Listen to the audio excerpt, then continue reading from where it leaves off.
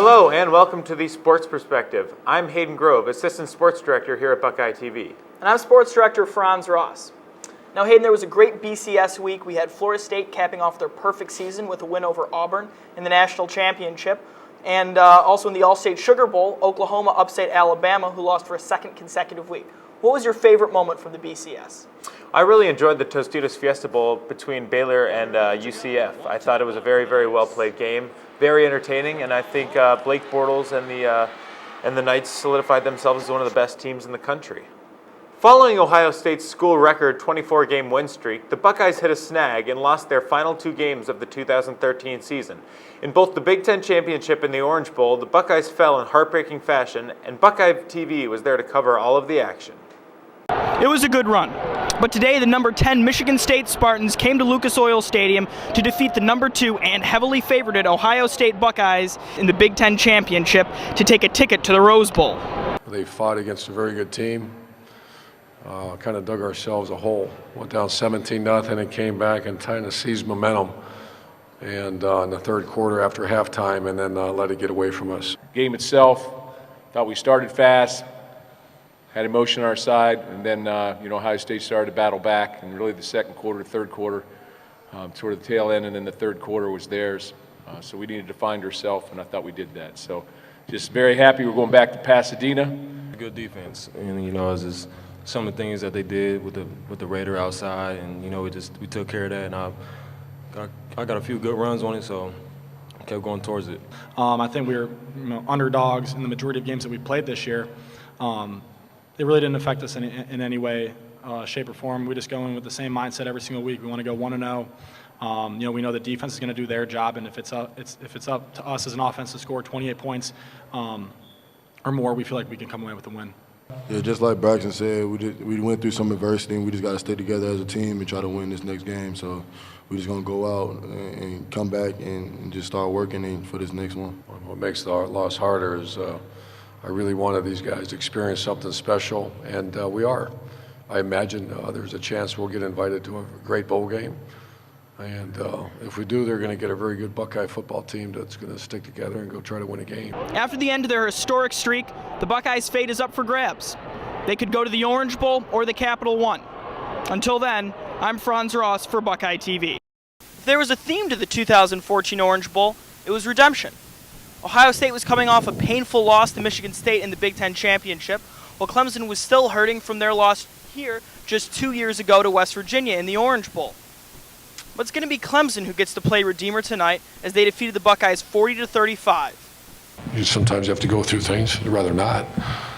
But you played a good team in the Orange Bowl. And it was a high-scoring game with a lot of great plays, and we didn't finish it. The significance of this game, not for me particularly, not for this team particularly, but for the university, for the fans that support us day in and day out, has been unbelievable. So it was a very special evening. Couldn't pick a better way to go out as a senior. Winning the Orange Bowl MVP was Clemson junior wideout Sammy Watkins, who had 16 receptions for 226 yards and 2 touchdowns against the Buckeyes. You have a guy that has that much vertical speed that creates a cushion, and then you just keep flipping those bubbles to him. That's tough to defend. Obviously, we didn't do a good job. Gave us a lot of soft coverage towards Sammy, and we were just trying to take advantage of what's there. Guys did a great job of blocking on the edge and on the perimeter. Yeah, he's like Coach said before, he's a really good player, probably the best receiver in the country, and he's just making plays. We had to get leverage, and we was losing leverage, and he was just taking them up the sideline. With the Orange Bowl being the Buckeyes' last game of the year, Carlos Hyde and Urban Meyer gave their final thoughts on the 2013-2014 season, and they also discussed what the future may bring. I almost finished pretty much like I finished my senior year in high school, close to 1,600 yards and like 18 touchdowns. So I think I had a pretty good career my last year here, and I'm looking forward to the next step in my life. The one thing you're going to find out the more that you're around me, it is I'm not a big blame. We got to get better, and so our defense certainly made some plays to help us go win a game. Is it what we expect? No, we expect top 10 defense at Ohio State, and top 10 offense, and top 10 special teams, and I don't believe we accomplished any of those. So we just got to, we go out and recruit our tails off, develop players, and work real hard and with scheme, and we'll get there. Buckeyes fans shouldn't see this year's Orange Bowl as a total loss. They got to see two top-flight programs face off against each other in a hotly contested game. At the very least, they got to escape the Midwest winter, if just not for a little while. For Buckeye TV, I'm Franz Ross. Up next, we'll be talking to Bleacher Report draft expert Dan Hope on the fates of Ohio State's standout players.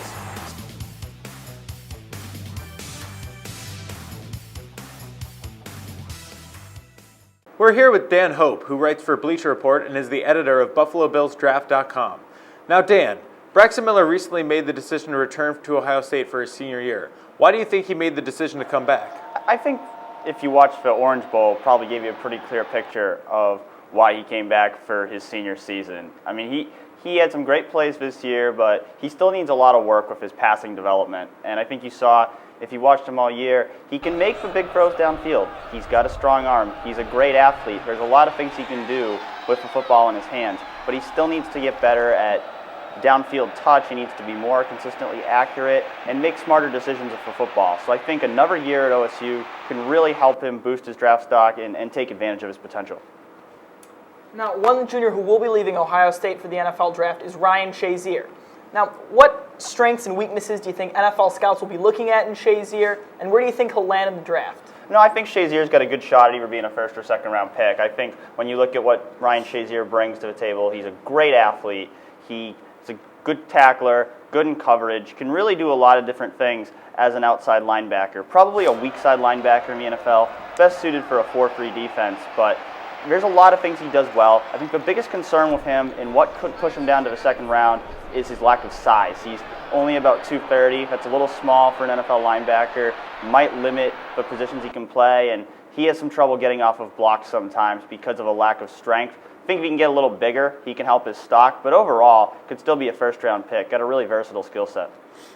Now, two Buckeyes whose stocks have fallen in the draft are Bradley Roby and Jack Mewhort. How far have they fallen, and where do you think they'll end up? You know, Roby had a tough year. I think Roby didn't quite live up to the expectations this year. Kind of looked at him as a shutdown corner, maybe that number one corner in the draft this year, and I think he slipped a little bit.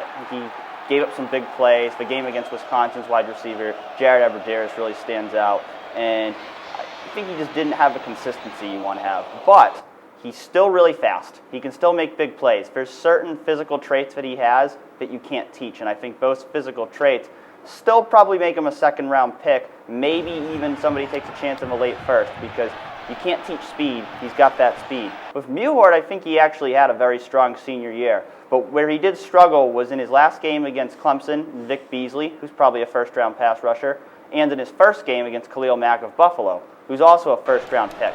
And I think that's going to raise some concerns about whether he can be a left tackle in the NFL. Can he handle going up against a team's premier pass rusher and hold them off in pass protection? I think we might have some teams who kind of look at switching him to guard, but I think overall, made himself a day 2 pick this year, had a strong season, solid run blocker, great feet in pass protection. Now, finally, Carlos Hyde will be leaving for the NFL. He's a senior. Ohio State has a myriad of running backs to replace him. There's Jordan Hall, Dontre Wilson, Rod Smith. Who do you see coming in there to fill the spot of starting running back? I think next year, I think Ezekiel Elliott's a guy to watch out for. We saw him really get an increase in touches over the course of a year as a true freshman. I think he's a guy who has that more well-rounded skill set. Dontre Wilson's a guy, he can play receiver, he can play running back, going to be kind of that gadget player, kind of that Percy Harvin type player in an Urban Meyer offense. But Ezekiel Elliott's the guy I could really see taking a big leap forward and maybe becoming that number 1 running back next year. All right, well, thank you so much, Dan, for coming on with us today. And when we return, we'll take a look at the national championship as well as some women's basketball. Stick around.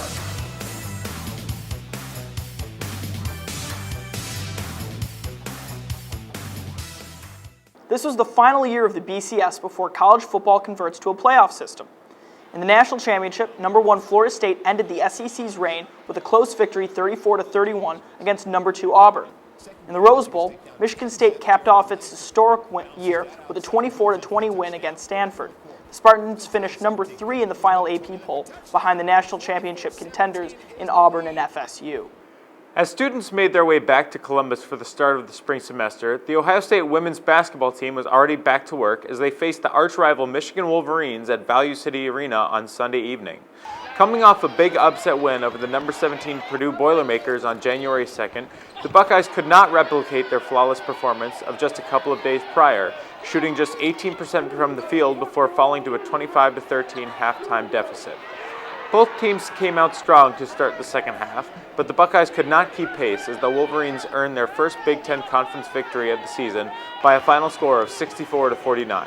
While the Ohio State offense was nowhere to be found for the majority of the game, sophomore guard Amherst Alston provided a bright spot, leading the Buckeyes with 15 points.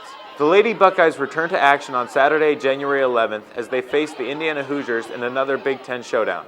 Men's hockey will host Michigan State in back-to-back nights this weekend. The first game will be on Friday at 6:30. The second will be on Saturday at 7:07. Women's hockey will journey up to Minneapolis to face off against the number 1 ranked Minnesota in a weekend series. And lastly, coming off a road game against Michigan State, the men's basketball team will return home to play the number 20 Iowa Hawkeyes in the Schottenstein Center this Sunday.